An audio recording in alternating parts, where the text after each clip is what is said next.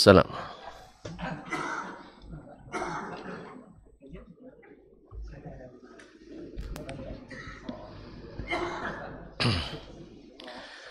Assalamualaikum warahmatullahi wabarakatuh. Alhamdulillahi rabbil alamin. Wal aqibatu lil muttaqin wala udwana illa 'alal zalimin. Asyhadu an la ilaha illallah wahdahu la syarika lah waliyus salihin wa khaliqul khalqi ajma'in wa raziquhum wa ma min dabbatin fil ardi illa 'ala Allahi rizquha wa ya'lamu mustaqarraha wa mustawda'aha kullun fi kitabim mubin. Wa asyhadu anna Muhammadan abduhu wa rasuluhu as-sadiqul amin sallallahu alaihi wa ala alihi tayyibin wa azwaji tahirati ummahatil mu'minin wattabi'ina lahum bi ihsanin ila yaumiddin wa ba'du. Fa'usi nafsi wa iyyakum ayyuhal muslimun wa ayyatuhal muslimat bi taqwallahi azza wa jalla rabbil ardi was samawat fa innahu qad fazal muttaqun. Ya ayyuhalladzina amanu taqullaha haqqa tuqatih wa la tamutunna illa wa antum muslimun. Ma'asyiral hadirin wal hadirat wal musyahidin wal musyahidat wal mustami'ina wal mustami'at. Alhamdulillah, setelah berhari raya lepas puasa ini sudah 2 kali mungkin rayanya dah ya. Dah 2 kali rayanya. Sudah ada Idul Fitri, ada lagi Idul Abrar. Ayah puasa 6. Cuman saya tanya, dah selesai puasa 6 alun katanya. Jadi didahulukan rayanya. Jadi nampaknya raya didahulukan dari puasanya. Ya begitulah. Kalau kita yang buat begitu memang bisa dimaju, bisa dimundurkan karena aturannya kita yang buat. Jadi raya lebih dulu dari puasa. Namun puasa 6 tapi puasa alun. Sama dengan haji kolak kolun. Kam haji ala kamaka alun. Sama jurusnya. Jadi ayo sudah puasa alun. Mungkin tak puasa kira.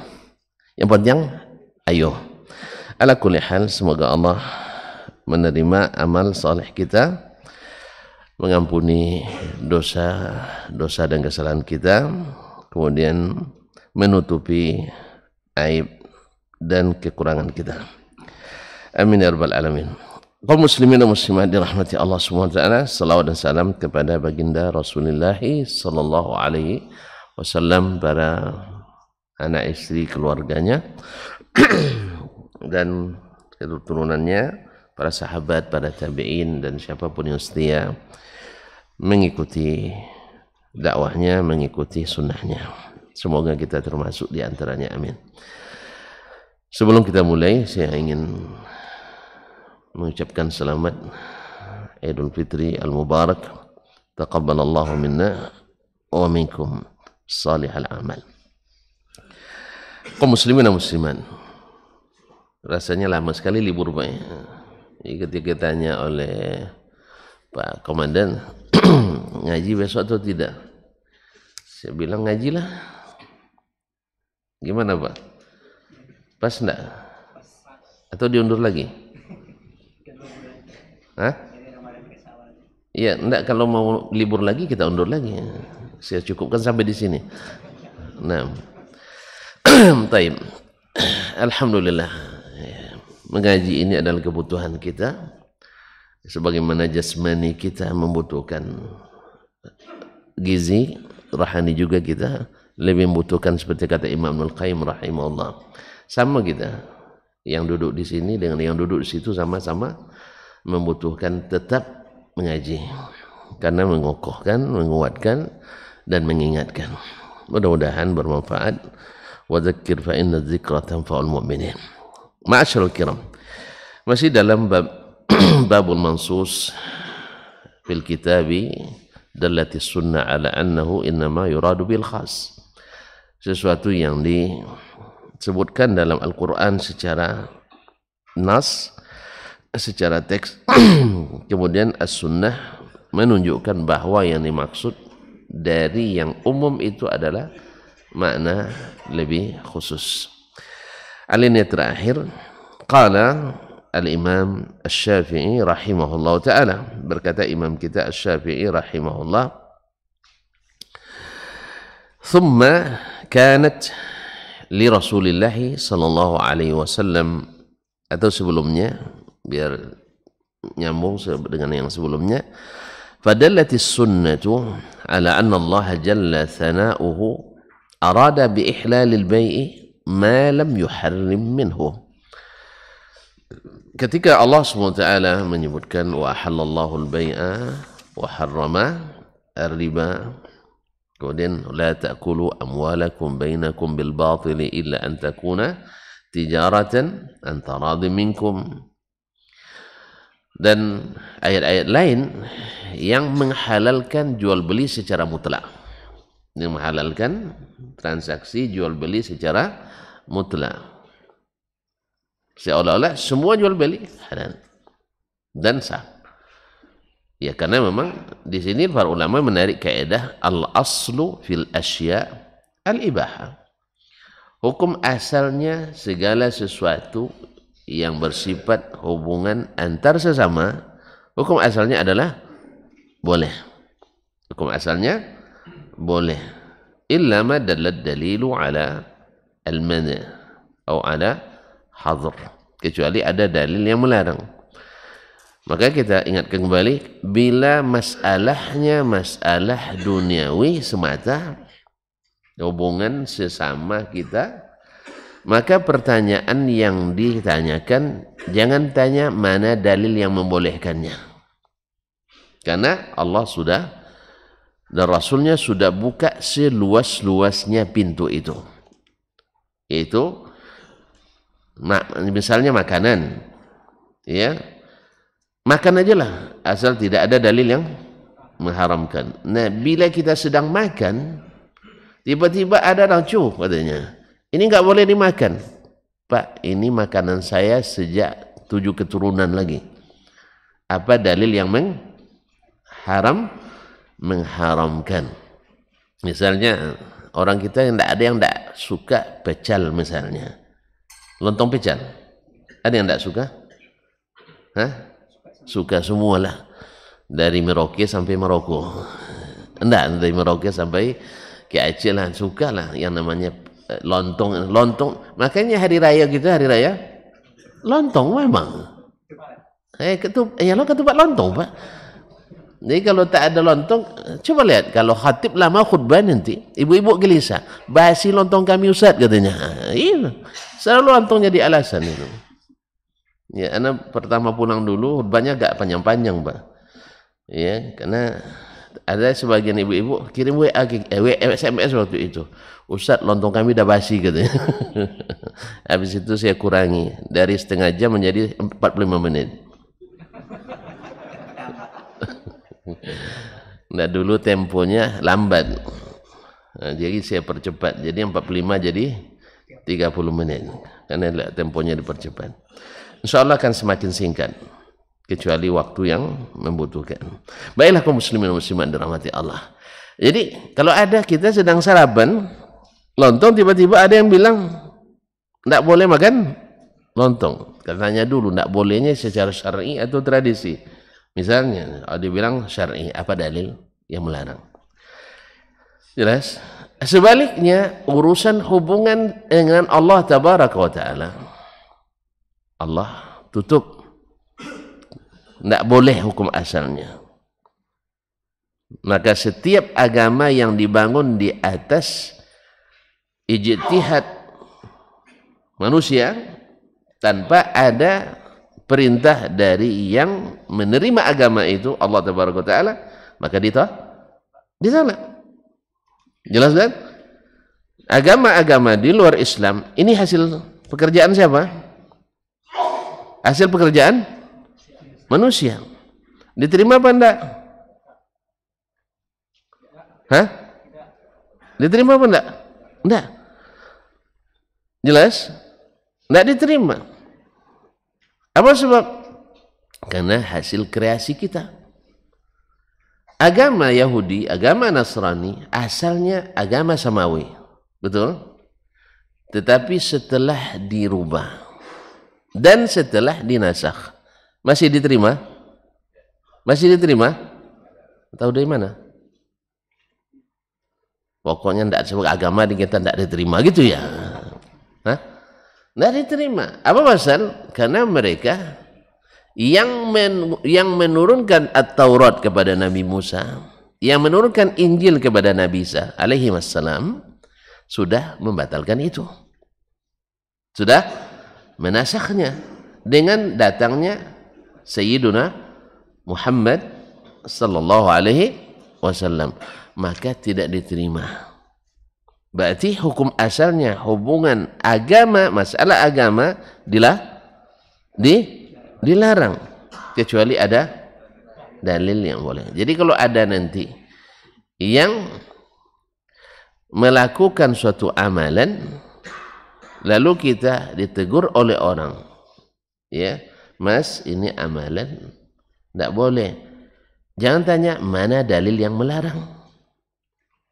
Makanya para ulama sepakat cari dalil yang melarang bahwa sholat zuhur 5 rakaat. Ada dalil yang melarang? Hah? Ada enggak? Jangan kalian sholat zuhur 5 rakaat, ada? Enggak ada. Kalau gitu boleh dibuat? Boleh dibuat? Enggak.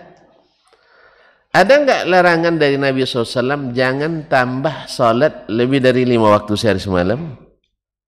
Hah? Tidak ada juga. Tidak ada bunyinya jangan buat sholat. Tidak ada. Jelas? Terus boleh nggak dijadikan 5 kan kurang, 6 aja lah? Tidak boleh. Apa sebab? Tidak ada dalil yang membolehkan. Makanya bila masalahnya agama, karena urusannya dengan Allah, urusannya kan Allah Subhanahu wa Ta'ala, kita tidak tahu apa yang diinginkan dari kita kecuali daripadanya, dan kita tidak punya akses langsung kepadanya kecuali melalui para utusannya. Maka tidak boleh keluar dari petunjuk utusan Allah Tabaraka wa Ta'ala. Dan sebab ini, oleh sebab itu makanya agama orang Mekah dulu asalnya dari Nabi Ibrahim dan Nabi Ismail alaihissalam. Tapi setelah mereka tambah dan rubah, mereka berkreasi dan modifikasi, akhirnya agamanya menjadi agama produk manusia. Agamanya menjadi agama zaman itu sebut masa jahiliyah. Maka keluarlah hukum-hukum, keluarlah keyakinan-keyakinan, keluarlah tradisi-tradisi, keluarlah budaya-budaya yang menyimpang dari aturan agama yang sudah ditetapkan semula, sehingga jadilah agama jahiliyah, jadilah budaya jahiliyah, jadilah ibadah jahiliyah. Apa sebab? Karena bukan dari Allah tapi dari Rasulullah. Nah, dari hasil kreasi modifikasi manusia.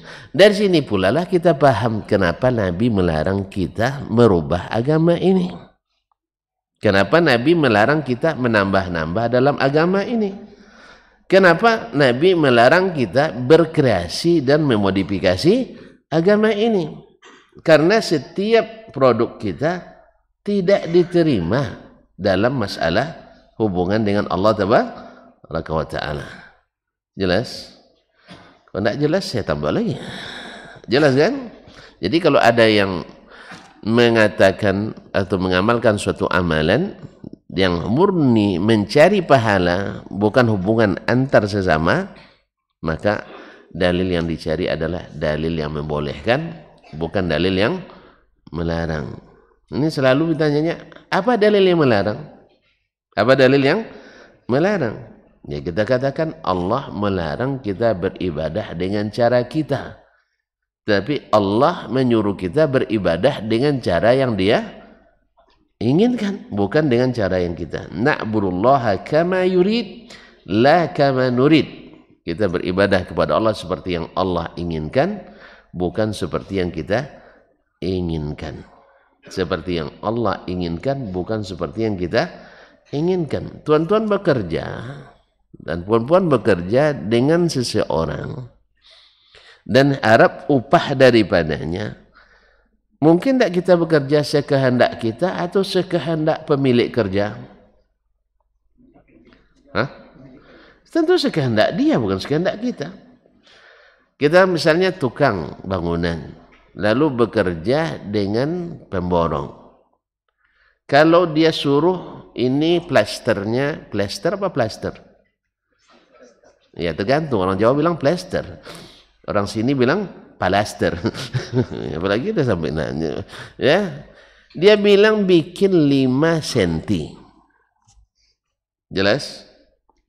Lalu kita karena tidak biasa bikin 5, bikin 2,5 atau 3. Tiba-tiba datang pemborong, ini kok sisa semennya? Saya berhemat Pak. Kira-kira gimana menurut dia? Hah? Diterima kerja kita? Enggak, suruh bongkar lagi. Dan kerugian tambahan itu dibebankan ke kita. Haknya atau tidak? Haknya dia atau tidak? Haknya dia. Karena sepakat 5 cm, kita buat 2 cm. Jelas? Saya sudah tentukan begini. Bikin pondasi besi misalnya dengan berapa Bang Awan tak tahu yang kontraktor. Misalnya besi dibuat 12 net. Saya tidak tahu apa makna net itu. Saya tengok aja baca kayak gitu. Habis itu kita buat 16. Sesuai permintaannya? Enggak. Lalu ditanya, mana besi 16? Sudah saya jadikan di sini Pak. Kamu saya bilang 12, kamu bilang 16. Jadi lebih kurang saya suruh kamu raya Idul Fitri, Idul Adha, tiba-tiba raya. Nah, misalnya ini misalnya. Kecuali antum tidak mengharap pahala sama sekali. Pokoknya kami yang penting murah meriah, yang penting semarak. Kalau itu ya tidak apa-apa. Kalau hanya sekedar untuk murah meriah, semarak dan semangat itu urusan lain. Tapi kalau nak mencari pahala harus ada dalilnya. Harus ada perintahnya. Kalau tidak, ya tidak apa-apa, sia-sia aja lah. Antum suka amalan sia-sia? Jadi saya suruh kalian hari raya Idul Fitri, Idul Adha. Dan itu yang diamalkan oleh Nabi saya 9 tahun lamanya. Karena hari raya sudah ada sejak Nabi hijrah ke Madinah. Ziarah kubur sudah ada sejak Nabi hijrah ke Madinah. Sekarang kalian buat seperti itu, harap pahala atau tidak? Harap upah apa tidak? Harap pahala enggak kerja itu? Kalau harap tentu sesuai dengan perintah. Kalau enggak sesuai, ada harapan antum kena PHP nanti. Nanti disuruh minta ke orang yang menyuruh itu. Saya tidak suruh, kata Allah. Saya tidak ajarkan, kata Rasulullah SAW. Siapa yang suruh? Ustaz Dasman, minta ke dia pahala. Ustaz Dasman palingkan pula, Ustaz Usman kemarin yang kasih tahu. Akhirnya main tolak-tolakan nanti. Saya tidak bisa berikan. Jelas? Oleh sebab itu, maka harus jelas-jelas kontrak kerja kita dengan Allah Taala. Jauh sekali jadinya, subhanallah. Jadi lupa kaji kita Pak. Ya, tapi penting nih Pak. Ya biar Bapak tahu bahwasanya masalah hukum asalnya hubungan antar manusia boleh, kecuali ada dalil yang melarang. Nah disinilah peran Nabi alaihissalam. Allah memberikan dispensasi mutlak. Wa halallahu al-bai'ah wa harrama riba. Allah telah halalkan jual beli dan haramkan riba. Kalau dari ayat ini secara nas dan tekstual kita akan pahami bahwa seluruh jual beli halal kecuali yang riba. Ternyata ada jual beli yang tak mengandung riba sama sekali, tetapi tetap diharamkan. Siapa yang haramkan? Kita?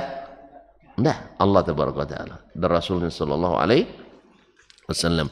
Padallati sunnah, maka sunnah menunjukkan ala anna Allah jalla thana'u, bahwa Allah yang maha mulia dan tersanjung arada bi ihlalil bai'i, maksudnya menghalalkan jual beli itu malam yuharrim minhu, yaitu jual beli yang tidak diharamkannya. Berarti ada yang haramkannya. Dari mana kita tahu? Dari Rasulullah Sallallahu Alaihi Wasallam.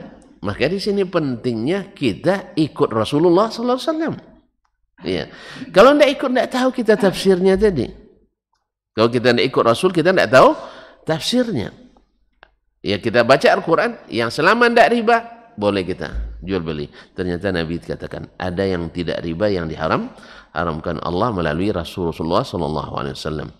Duna ma harrama ala lisan Nabi, bukan yang diharamkan melalui lisan Nabinya Sallallahu Alaihi Wasallam. Kemudian kita lanjutkan.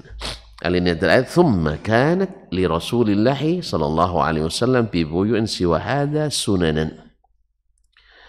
Ya, kemudian bagi Rasulullah SAW terdapat sunnah-sunnah selain ini dalam masalah jual beli.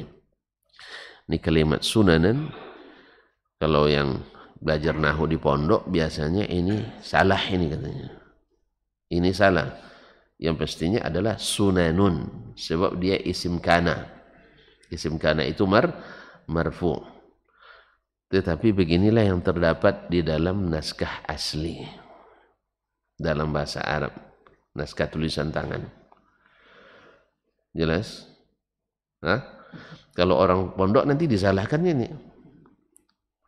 Kalau saya aja yang baca, tidak ada naskah aslinya, nanti kita tuduh pula merubah-rubah kitab ulama. Allah musta'an. Ini banyak kita karena kadang-kadang galah pendek dikira air yang dalam. Tali bawuk pendek dikira kelapa yang tinggi. Hafal tuh Pak, bawa udah mulai lupa nampaknya. Kata orang lama tuh. 6. Jadi kadang-kadang galah kita yang pendek dikira air yang dalam. Saya pernah baca kritikan seseorang terhadap Syekh Al-Albani. Ya, orang Arab juga. Dia salahkan bahasa Arabnya Syekh Al-Albani dengan alasan Syekh Al-Albani orang ajam dari Albania. Dia ini orang Arab. Tak, Syekh Albani orang ajam. Dia orang Arab. Karena sebenarnya dasarnya bukan dasar ilmiah, tapi dasar kebencian memang. Dia salahkan bahasa Arabnya Syekh Al-Albani rahimahullah ta'ala. Lalu saya lihat, saya buka lagi catatan. Ternyata dia salahkan Syekh Albani dalam 2 poin, lalu dia betulkan. Yang dia betulkan itu salah 3 poin. Akhirnya 2-3 mainnya. Akhirnya 2-3. Mana yang menang? Yang cetak gol 2 atau cetak gol 3? 3. Saya bilang subhanallah. Tapi saya dapat ilmu dari situ jadinya. Sebab saya harus membuka lagi kitab-kitab Syarah Ibnu Aqil, Syarah Asmuni, Ibnu Najjar, Ibnu Hisham. Saya buka lagi supaya saya pastikan. Sekarang kita nak menjadi hakim di antara 2 orang ulama. Satu ulama as-sunnah, satu non. Marah antum bilang itu. Ya, satu ya bukan di ahlinya hadis, tapi coba-coba bicara tentang hadis. Yang satu memang pakarnya ilmu hadis. Diakui oleh kawan dan lawan. Ya, mereka bilang juga Syekh Albani bukan ahli hadis. Tapi kitabnya dibaca dan dikritisi. Berarti penting mana? Penting mana? Sama orang bilang Dasman omong kosong katanya. Omong kosong. Tapi dia tulis tentang perkataan Dasman yang hanya 2 baris, 5 halaman. Berarti yang 2 baris kosong apa berisi? Pak. Hah? Kalau tidak penting, tidak akan antum jawab dengan tulisan panjang kan? Berarti bukan omong kosong, omongan berisi. Tapi antum nak tumpahkan isinya. Tapi kalau ikatannya kuat, payah numpahkan isi itu. Dalilnya jelas, tegas, terang, benderang, ya, terserak pun akan bersinar juga. Karena mutiara tetap mutiara. Karena sunnah Nabi SAW. Perkataan antum hikmah dari manapun, kalau sudah berhadapan dengan hikmatu Rasulullah SAW, redup acara, redup ininya. Bila bulan purnama terbit, Pak teruskan. Kata romantis itu, bila bulan purnama terbit, reduplah cahaya planet yang lain. Jadi bila datang sunnah Nabi SAW, hilanglah cahaya perkataan Siapapun. Jadi omong kosong tapi jawabannya 5 halaman. Allah musta'an. Berarti tidak kosong. Pasti di situ. Ya. Jelas ya? Jelas? Tidak jelas nampaknya. Antum minta bukti nampaknya. Nah, baiklah kaum muslimin dan muslimat. Jadi dia salahkan Syekh Albani 2, ternyata poin Syekh Albani 3. 2. Dan itu di last time. Habis gol ketiga, selesai main. Siapa yang menang? Menit ke-92 Pak. Gol terakhir. Habis itu peluit panjang. Mana yang menang? Gol terakhir apa atau gol yang pertama? Lah jarang nengok nampaknya. Saya juga tidak nengok Pak. Masih hafalan yang lamanya. Baik, kaum muslimin dan muslimat dirahmati Allah SWT. Thumma kanat, jadi kalimat sunanan di sini mungkin ala mazhab man nasaba isman kana wa khabar kana, yaitu yang menasabkan isim dan khabar kana. Kayaknya tidak penting ini dibahas, ini anak pondok aja Pak ya. Nah, jadi apalagi Imam Asy-Syafi'i rahimahullah, seperti kata Imam Nahu Ibnu Hisham An-Nahwi mengatakan Asy-Syafi'iyyu hujjatun fil lughah. Imam Syafi'i itu hujjah bahasanya, hujjah lisannya. Jadi kalau dia berbeda dengan ahli nahu, maka orang akan mengatakan ini keluar dari kaidah ahli nahu. Karena dia orang Arab asli, orang Arab yang bahasanya fasih. Itu kaum muslimin dan muslimat dirahmati Allah. Sekali lagi dalam masalahnya juga ana ingatkan bahwasanya bahasa Arab itu lebih tinggi daripada kaidah bahasa Arab. Paham ya? Jadi jangan suruh orang Arab asli tunduk pada kaidah nahwu sarf. Sebab mana yang lebih dulu? Bahasa atau kaidah? Bahasa. Sama nanti sekarang kan belum ada grammar tata bahasa ocu, kan belum ada Bang ya, Bang El. Dah ada. Nanti supaya, karena sekarang udah banyak orang ocu bahasanya tidak betul lagi, sehingga ada yang punya ini inisiatif untuk membuat kaidah bahasa ocu, grammarnya.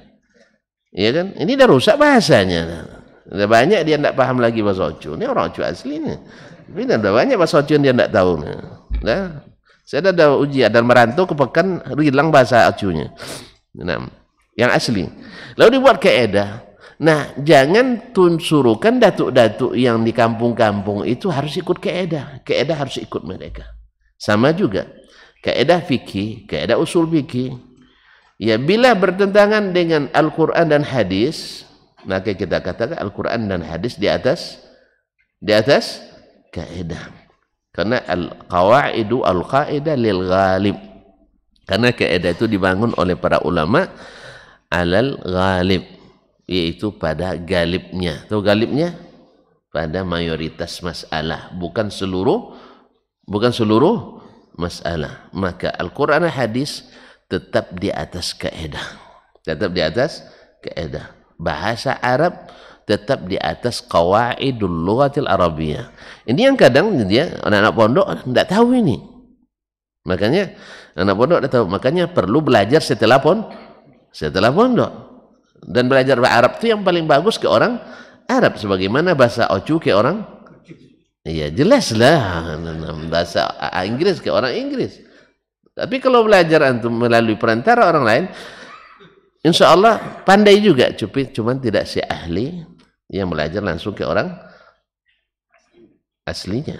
Nah, native speaker. Ma'asyarul kiram.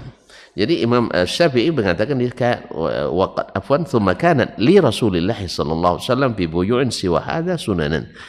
Yang umumnya kita baca sunanun. Sunanun. Tapi di sini bacanya sunanan. Ada alifnya dan kemudian ada fathatain di atasnya, menunjukkan bahwa alif itu adalah alif nasab atau tanda nasab. Minha, di antaranya al-abdu yuba'u, di antaranya kasus seorang hamba yuba, dijual. Hamba saya boleh dijual? Boleh? Tidak pernah punya. Jadi nggak tahu. Bilang aja gitu, kita tidak punya. Kan ada hamba sahaya ini. Hah? Pembantu rumah tangga bukan hamba, salah paham bahaya nanti. Nah, tidak sama hukumnya. Ya khadimat itu tidak sama dengan hamba sahaya. Ini ma'asyarul kiram. Hamba sahaya itu adalah masuk dalam malun, harta. Sehingga bila ada yang meninggal, maka hamba sahaya diwarisi. Ada hukumnya jelas itu. Diwarisi, maka dia harta. Oleh sebab itu, makanya hamba sahaya tak boleh jadi pemimpin. Hamba sahaya tak boleh jadi pemimpin. Kalau dia jadi pemimpin, nanti negara milik tuannya. Karena dia sendiri diatur oleh tuannya. Makanya sepakat ulama, ijma ulama, hamba sahaya tak boleh jadi pemimpin. Tapi kalau jadi juga, hah? Ya wajib ditaati. Kata Nabi SAW, walau abdan habasyian, sekalipun hamba sahaya. Kalau dia sempat jadi dengan cara yang tidak syar'i, maka wajib ditaati. Ini juga bagi kawan-kawan, saudara-saudara kita kaum muslimin yang tidak mau menaati pemimpin dengan alasan dipilih dengan cara yang tidak syar'i. Tidak wajib taat. Ini adalah keliru. Karena Nabi SAW sudah tunjukkan bahwa seorang hamba yang jelas-jelas milik tuannya, bila jadi pemimpin tidak boleh. Cuman kalau dia tetap jadi pemimpin, wajib ditaati. Alaikumussam'u wa ta'ah walau abdan habasyian. Wajib kalian taati dan mendengar sekalipun hamba sahaya dari Habasyah.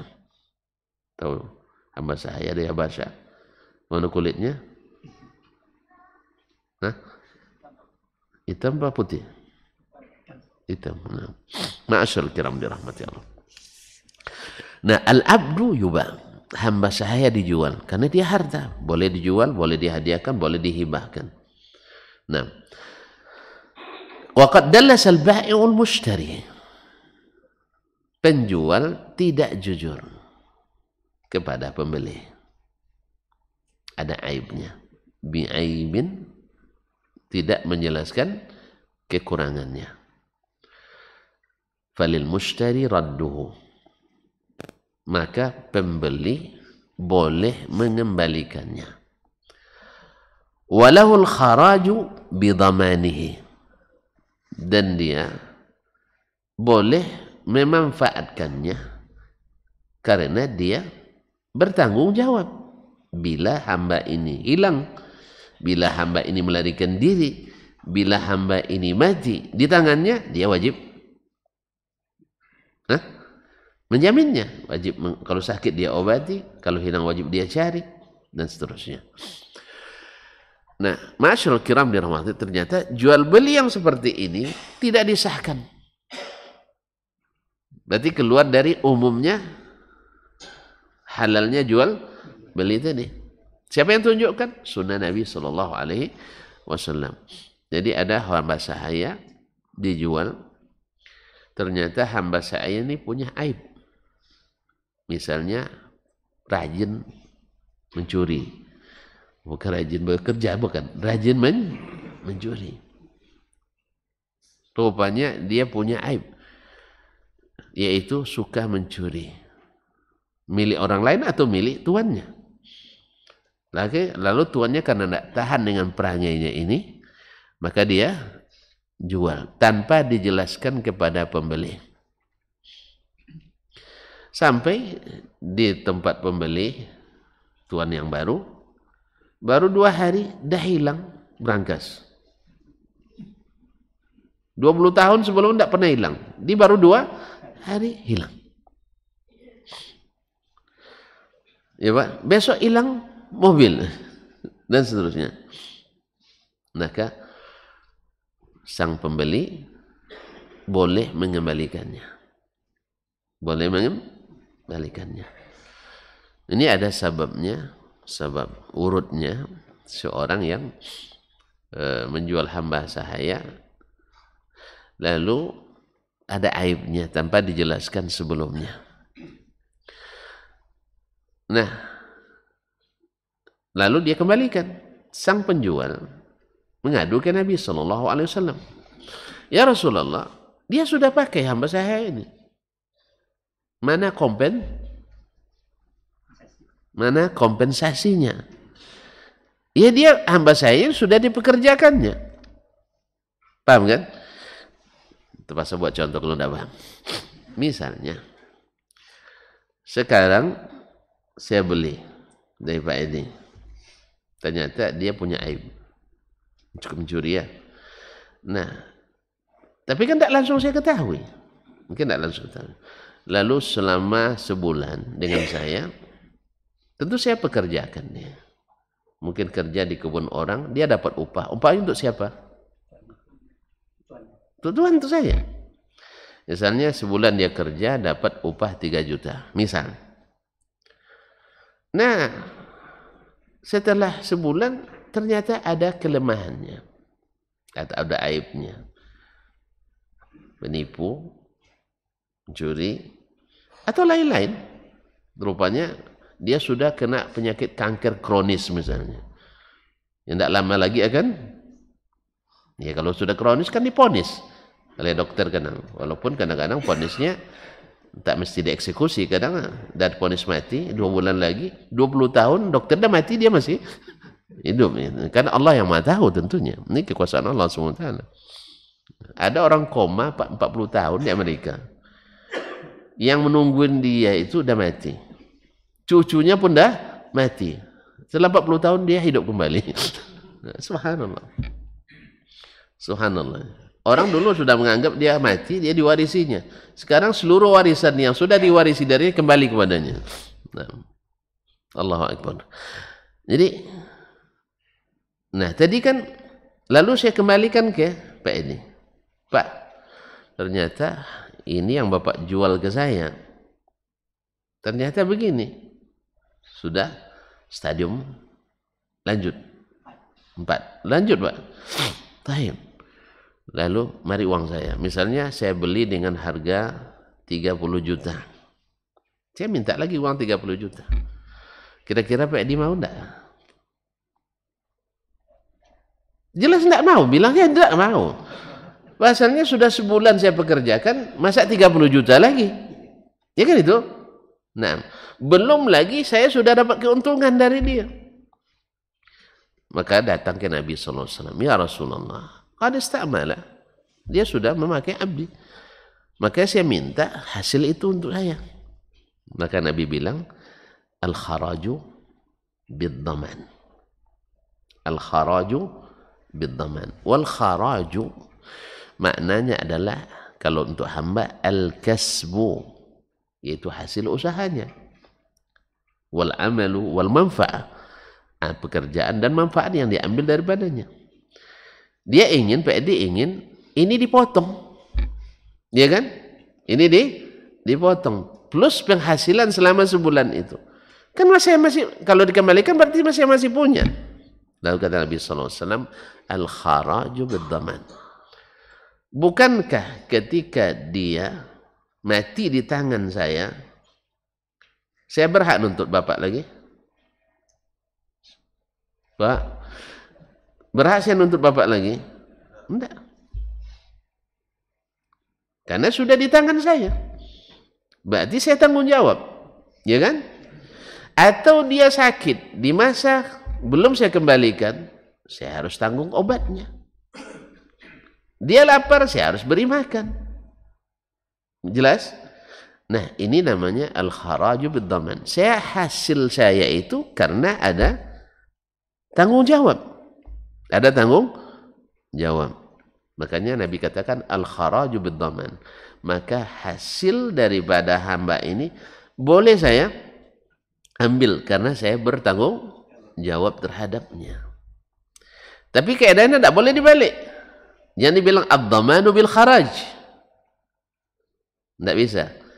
Sebab orang yang mencuri atau orang yang merampas, dia wajib menjamin. Ada orang curi motor, misalnya, lalu dia ketangkap. Ketangkap. Maka dia tidak berhak menggunakan motor itu. Bila dia gunakan untuk hasil pekerjaan, maka itu untuk pemilik yang asal. Apa sebab? Karena dia mengambil dengan tidak hak. Walaupun wajib menjamin. Segala kerusakan wajib dia tanggung. Segala penghasilan wajib diberikan. Jelas? Makanya kaidah ini tidak bisa dibalik. Tidak boleh dikatakan ad-dhamanu bil kharaj. Karena dia menjamin boleh ngambil hasil. Tidak. Tapi al-kharaju bil dhaman, hasil karena ada kewajiban menanggung tadi. Ma'asyarul kiram dirahmati. Ada orang yang rampas tanah kita, sebadan dengan kita. Ya, dia ambil setengah hektar. Nah, aku tanggung tidak setengah meter, setengah hektar. Dia tanami. Lalu berbuah. Nah, tidak bisa dikatakan ad-dhamanu bil kharaj. Karena dia sudah menghidupkan tanah ini, maka hasilnya untuk dia. Hasilnya untuk pemilik. Dia rugi. Ya memang. Karena dia sudah dari awal tidak secara hak mengambilnya. Jelas? Maka kaidah ini tidak dibalik. Innamal kharaj bid dhaman. Maka Nabi SAW mengatakan al-kharaju bid dhaman, bukan ad-dhamanu bil kharaj. Maka ini kaidah dibangun di atasnya banyak masalah. Ya, hadis ini dijadikan oleh para ulama menjadi suatu kaidah. Di antara kaidah yang disebut ulama ada al-ghunmu bil ghurmi. Al-ghunmu bil ghurmi. Al-ghunmu keuntungan. Al-ghurmi kerugian. Artinya keuntungan diberikan karena dia mengalami al-ghurm, tanggung jawab. Jadi, misalnya Bapak beli kuda dari saya. Lalu kuda ini Bapak pakai. Ternyata ada aibnya. Maka kuda Bapak kembalikan ke saya. Lalu saya bilang, dia sudah pakai sebulan. Coba kalau sewa sehari, sejam berapa sewa kuda? Tidak pernah naik kuda. Nah, kita tahu, kalau tidak tahu sewanya berarti tidak pernah naik kuda. Karena kuda sendiri kan tidak punya, pasti sewa. Jadi sewa tidak tahu, anggaplah misalnya sehari sewanya 1 juta.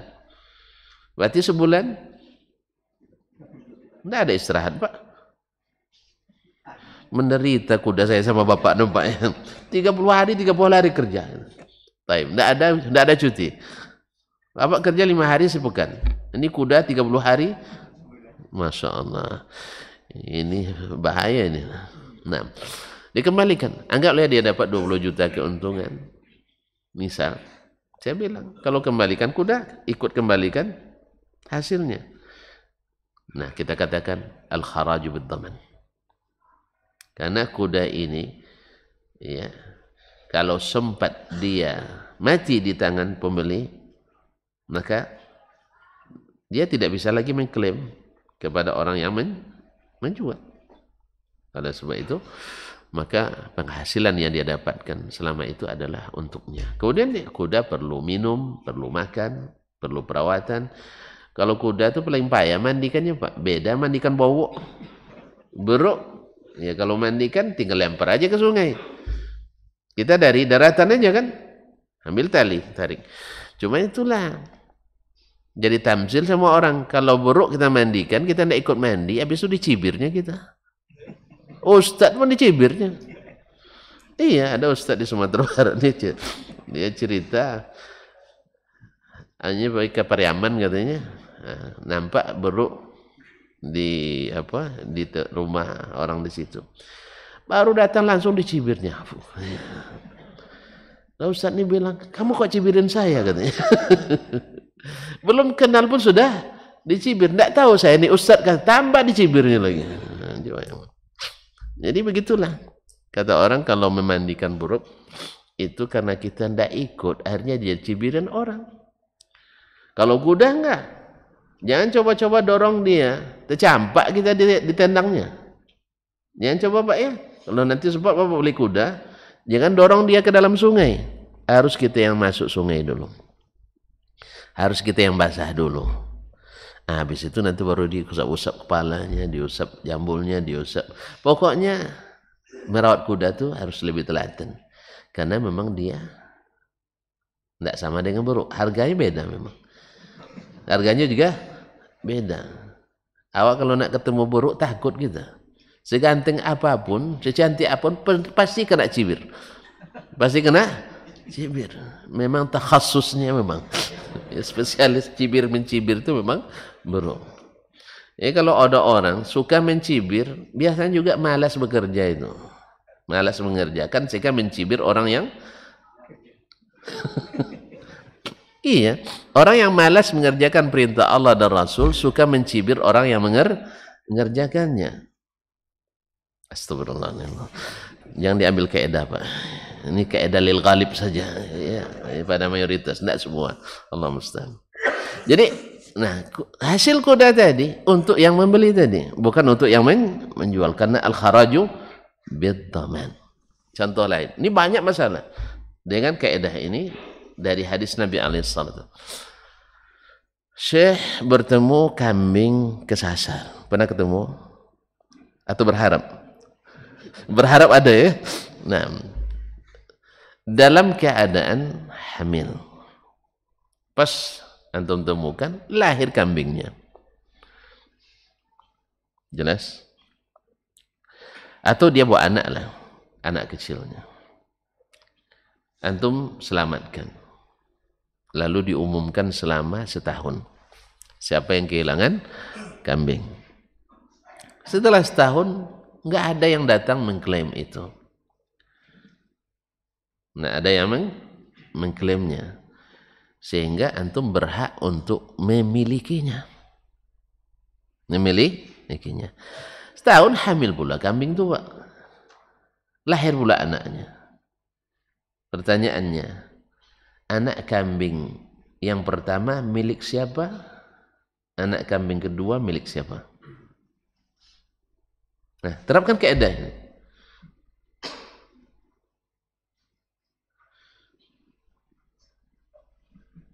Nah, payah nih Ustaz, payah nih. Nah, memang ini khususnya para fuqaha ini. Anak kambing pertama tadi milik pemilik pertama. Karena tidak ada usaha antum di situ. Antum sudah temukan dia dah jadi. Jelas? Sedangkan anak kambing kedua milik sang yang menemukan tadi.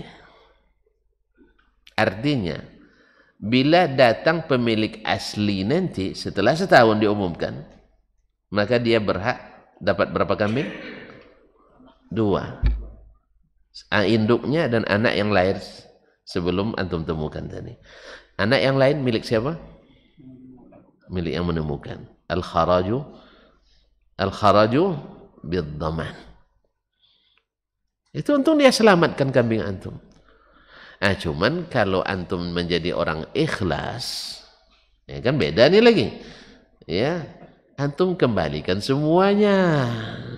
Seperti kisah 3 orang yang terkurung di gua itu. Jelas? Nah, dia belikan upah orang itu, dia belikan kambing, lalu anak beranak semuanya, diberserahkan semua itu, dia pelihara. Subhanallah.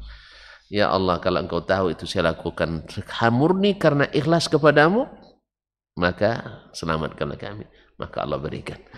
Karena tidak bisa kayak gitu tuh Pak. Bapak tidak bisa kan, saya juga. Ya sama kita. Masa sudah 1 lembah kambing saya pelihara, semua diangkut. Tidak ada basa-basi berapa uang ininya Pak, berapa pemeliharaannya, berapa personalnya, berapa rumput. Tidak dia tanya-tanya nih. Yang penting dari upah gandum segantang atau 1 sak, dia kembangkan jadi kambing 1 lembah. Sampai hatinya ambil kambing semua. Subhanallah. Betul-betul diuji tuh. Betul-betul diuji. Tapi dia lulus. Sehingga pun Allah luluskan dia dalam suasana yang sangat-sangat mencekam. Allahu Akbar. Buatlah sekali-sekali kayak gitu. Terus-terus tidak tanggung ya. Sekali-sekali. Artinya tanggunglah kerugian dengan ikhlas karena Allah Subhanahu wa taala. Baik. Jelas, Pak? Tambah lagi contoh. Contoh lain. Bapak sewakan rumah. Kontrakkan rumah setahun. 20 juta. Cukup itu? Besar rumah Bapak nampaknya. 20 juta. Saya sewa. Pas saya kontrak, sudah bayar. Saya dapat tugas ke luar negeri setahun. Mungkin dapat tugas postdoc misalnya. Saya harus kemana saya pergi misalnya? Ke England misalnya. Ya. Berarti saya tidak tempati. Cuma barang-barang saya tinggal di situ. Selesai saya tugas belajar, saya sampaikan Bapak, Pak, kembalikan uang saya. Ya kan Bapak sudah kontrak. Iya, cuman saya tidak tempati. Nah, gimana? Kenapa? Yang melarang antum menempatkan rumah itu bukan Bapak. Saya sendiri. Kecuali sebelum berangkat saya sudah batalkan. Keluarkan barang saya semuanya, sudah batalkan Pak. Kayaknya tidak jadi Pak. Ini terpaksa potong administrasi Ustaz 2 juta katanya. Mana tahu kan ada kesepakatan dari awal kalau dibatalkan sekian, walaupun dari sisi hukum memang tidak boleh sebenarnya, tapi mana tahu misalnya. Masyaallah kiram di rumah ini, maka saya tidak berhak mengambil kembali uang itu karena saya sudah memanfaatkan dan saya yang menghilangkan manfaat itu. Jelas? Alhamdulillah. Dan banyak masalah. Makanya al-kharaju bid-dhaman. Yang dibalik ad-dhaman bil kharaj. Ya, para orang-orang yang merampas tadi, orang yang mencuri, dia wajib memelihara. Dia orang curi HP ini. Dia curi. Lalu dia manfaatkan seluruh hasil itu untuk saya. Untuk dia. Enggak, tapi kan dia wajib menjamin. Iya, tapi dia tidak berhak mendapatkan hasil. Tidak berhak mendapatkan hasil. Rusak wajib dia tanggung. Karena siapa yang suruh antum ngambilnya? Siapa yang suruh ngambil? Nah, oleh sebab itu jangan ambil milik orang. Jelas? Karena tidak ada hasil untuk kita. Wa minha anna man ba'a abdan wa lahu malun famalu lil bai'. Di antaranya juga siapa yang menjual seorang hamba sahaya yang memiliki harta. Sebagian hamba sahaya kan punya harta dia. Famalu lil bai'. Hartanya milik penjual. Ya, karena semuanya kan milik dia. Illa ayashtariyatul mubta', kecuali bila disyaratkan dalam akad milik pembeli. Kalau sudah syarat pembeli berarti jadi milik pembeli. Hukum asalnya untuk penjual.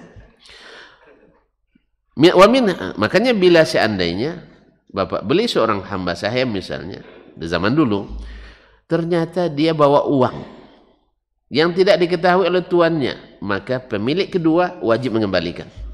Wajib mengembalikan. Kecuali tersebut dalam akad itu miliknya. Kalau diambil juga berdosa, tidak halal. Berarti yang bentuk seperti ini juga dikecualikan dari wa halallahu al-bai' wa harrama riba. Wa minha man ba'a nakhlan qad ubbirat fa thamaru lil bai'. Illa yashtarihu al-mubta'. Demikian juga siapa yang menjual kebun kurma yang sudah ditakbir, artinya sudah dibuahi. Karena pembuahan kurma itu dengan serbu. Manusia yang membuahkannya, ditabur serbu pejantannya. Nah, kalau sudah nampak hasilnya lalu dijual, maka miliknya, kepemilikannya untuk penjual karena sudah jadi di tangannya. Kecuali disyaratkan dalam jual beli. Jelas? Ini mungkin juga kalau untuk di kita durian misalnya. Durian yang sudah ya istilahnya tidak dikhawatirkan jatuh lagi kalau masih putih. Kalau putih durian apa namanya? Putih ya. Tidak ada nama khusus. Sebelum putih namanya jangkau ya. Nah, setelah jangkau itu apa? Nah, kan tidak tahu lagi dia. Tidak tahu lagi beliau. Jangkau pun tidak tahu lagi. Nah, itu. Ini perlu kaidah bahasa untuk berbaiki bahasa. Ma'asyiral kiram dirahmati Allah subhanahu. Nah, bila sudah jadi, istilah siap, insya Allah sudah, kan kita tahu ya, durian itu kalau sudah besar, ya sudah mencimpu atau mencimpu, masih, alhamdulillah. Ini tuh, apa bahasa Indonesia mencimpu? Tidak ada yang tahu, saya tidak tahu juga. Artinya hampir dah matang lah gitu ya. Kalau mengkal rusak bang, tidak bagus dia. Nah, separuh matang itu telur itu sih. Antum tidak sarapan nampaknya. Tidak telur separuh matang nih. Nah, tapi ala kulli hal. Nah, kalau sudah seperti itu, maka bila terjadi jual beli itu milik penjual, kecuali tersebut dalam klausul kesepakatan bahwa itu milik pembeli. Jelas? Nah, dan seterusnya.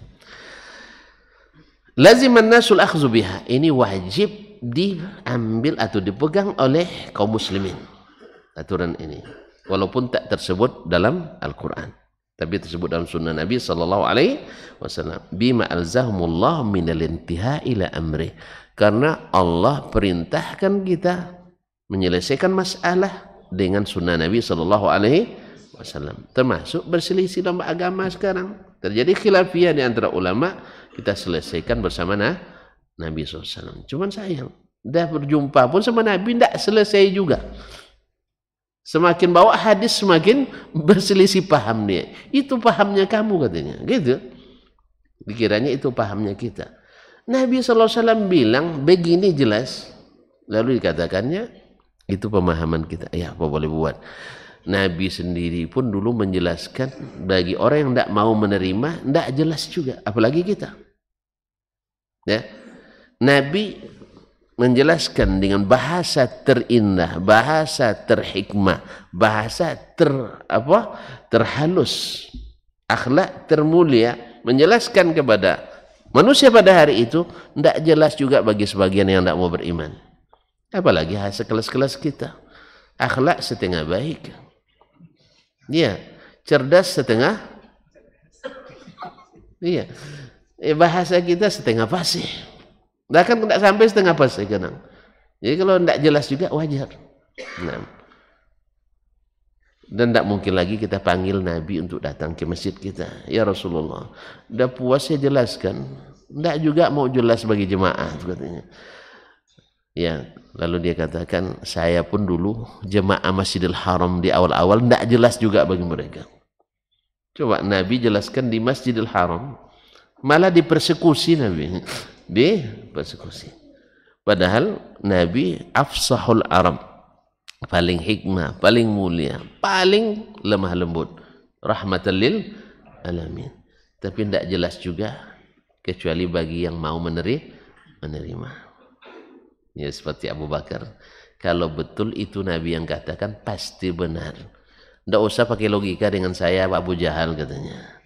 Logika anda itu kalau berhadapan dengan hadis Nabi tidak berguna. Kan dia bilang perjalanan ke Masyam berapa lama Baitul Maqdis? Sebulan katanya. Ya kita kan sering kan, pengalaman empiris kita menunjukkan tidak ada yang lebih cepat dari itu. Iya betul. Tapi siapa dulu yang bilang bahwa semalam dia sampai? Ya itu Muhammad. Kalau dia yang bilang pasti benar. Sesuai tak sesuai dengan akal antum tuh. Sama sekarang orang menolak Allah turun ke langit pertama karena tidak sesuai dengan realita. Ya kan realitanya malam Los Angeles dengan malam Solos misalnya tidak sama. Lalu antum tolak dengan realita itu. Berarti Nabi tidak pandai menjelaskan. Maka kita yang beriman, kalau betul Nabi yang katakan itu pasti benar. Bagaimana caranya? Antum naik aja ke langit pertama. Tunggu di situ. Ya kalau nak bukti fisik yang harus itu. Kalau tidak antum menghayal saja. Ya, hanya berpikir malam Los Angeles, malam Jakarta, malam Bangkinang, malam Pekanbaru beda. Akhirnya tidak mungkin menurut akal antum. Jelas? Ya, seolah-olah Nabi tidak mempertimbangkan akal. Padahal Nabi adalah aqalun nas, Nabi yang paling cerdas, dan dia katakan seperti itu, dan dipahami sahabat seperti itu, sehingga berlomba-lomba mereka bangun di sepertiga malam terakhir, bukan berlomba-lomba nak cari SPPD ke langit pertama, nak membuktikan secara fisik bawa kamera. Enggak, mereka tidak mikir itu. Mereka pikirkan adalah kalau apa hikmahnya Allah membuka pintu doa, Allah membuka pintu taubat, Allah membuka pintu ampunan. Dikejarnya itu, minta istighfar, wabil ashari hum yastaghfirun. Di waktu sahur mereka beristighfar, mereka berdoa. Bangun kita di waktu itu, walau hanya sekedar berdoa misalnya, tapi kita bangun menjelang subuh tersebut. Ini yang dikejar oleh para sahabat. Mereka mengimaninya, bukan kita sibuk untuk menolaknya, sehingga akhirnya tak terasa hikmah turunnya. Allah musta'an. Jelas? Maka wajib kita mengikuti Nabi SAW, walaupun tidak masuk dalam akal dan pikiran kita. Karena akal pikiran kita tidak bisa jadi penghakim bagi Al-Quran dan hadis. Dia hanya alat untuk memahami Al-Quran dan hadis. Wallahu ta'ala alam. InsyaAllah kita masuk pada bab yang selanjutnya. InsyaAllah Jumalul Faraid pada pekan depan dengan izin Allah Tabaraka Ta'ala. Mohon maaf dan terima kasih. Wallahu ta'ala alam. Wa sallallahu ala nabiyyina Muhammadin wa sallam. Wa subhanakallahumma bihamdik. Asyhadu an la ilaha illa anta astaghfiruka wa atubu ilaik. Wassalamualaikum warahmatullahi wabarakatuh.